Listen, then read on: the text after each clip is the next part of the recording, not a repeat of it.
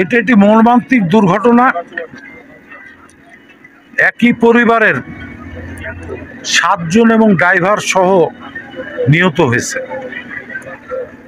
এটা ভাষায় বলার মতো কিছু নাই। আমরা অত্যন্ত শোকাহত। এই পরিবারটি 5 থেকে 600 ভোট আছে এই ফরাজিরা, যার 100%ই বিএনপি করে। বিএনপির জন্মের থেকে সারা দৌলতপুরের বিএনপি শোকাহত।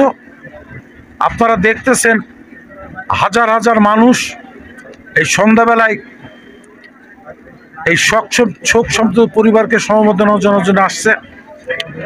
আমরাও এসেছি। এখানে আমাদের বিএনপি নেতৃবৃন্দ, থানা বিএনপির সাধারণ সম্পাদক সহ, যুবদলের আহ্বায়ক সহ, ইউনিয়ন বিএনপি নেতৃবৃন্দ সহ আমরা সবাই এখানে উপস্থিত হয়েছি এই শোক সন্তপ্ত পরিবারকে সমবেদনা জানাতে।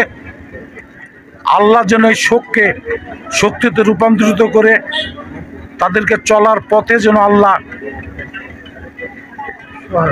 সহায়ক হয়, এবং আল্লাহ যেন যারা মৃত্যুবরণ করেছে, সাধারণত অ্যাক্সিডেন্টের মৃত্যু নাকি শহীদ হিসাবে গণ্য করা হয়, আল্লাহ যেন তাদেরকে জান্নাতবাসী করে, এই আমার বক্তব্য। এবং এই পরিবারের পাশে আমরা আছি। পরিবারের যে কোনো সমস্যা আমরা পাশে থাকবো।